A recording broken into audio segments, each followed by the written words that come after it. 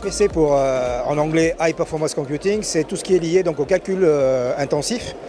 Donc c'est la mise à disposition d'un groupe de serveurs qui va permettre effectivement de faire des traitements de calcul massivement parallèles et donc d'obtenir des résultats très complexes qui prendraient normalement énormément de temps dans un laps de temps très court. Le HPC est en train de vivre une transformation profonde en ce moment. Donc avec l'arrivée des big data, du machine learning, donc on voit une fusion entre ces trois domaines. Et donc on se prépare à une transformation très importante. Donc on va avoir 1000 fois plus de données à traiter.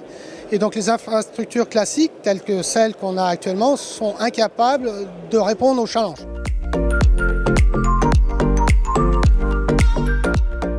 L'enjeu du stockage, c'est de fournir, d'accélérer les applications de nos clients. Donc peut-être que par le passé, effectivement, on n'en parlait pas assez, mais aujourd'hui, les gens qui sont concernés par le calcul, ce sont des gens qui ont besoin effectivement de traiter des modèles très complexes. Et c'est donc de leur réduire le temps de calcul pour accélérer la productivité, tout simplement.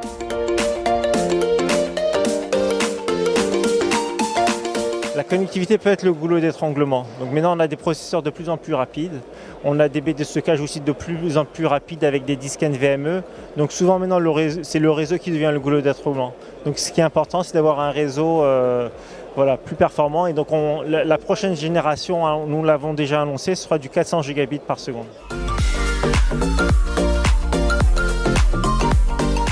On procède par saut technologique. Donc aujourd'hui, on est sur les architectures qu'on dit exascale, donc qui sont des architectures très puissantes, mais en termes de recherche, on travaille sur les évolutions futures parce que les capacités augmentent, la miniaturisation des processeurs augmente. Maintenant, on est aussi sur le quantique.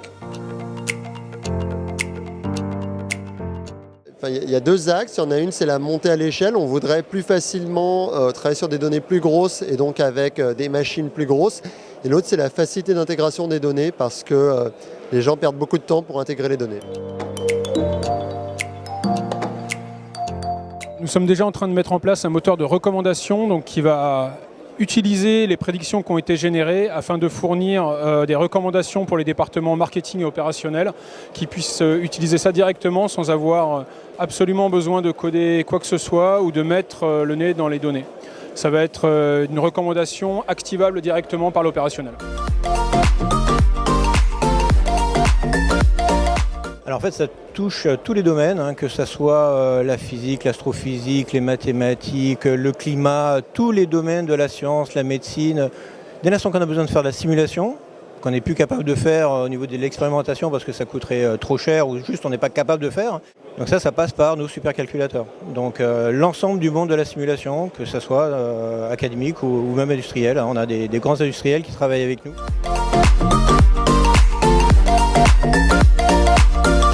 Si je prends la recherche académique, on travaille par exemple pour les chercheurs qui travaillent sur l'évolution du climat, qui font la recherche en astrophysique par exemple, en biologie, en génétique aussi. Et dans la partie industrie, on travaille avec Safran. C'est pour concevoir et améliorer le processus de fabrication des moteurs d'avion.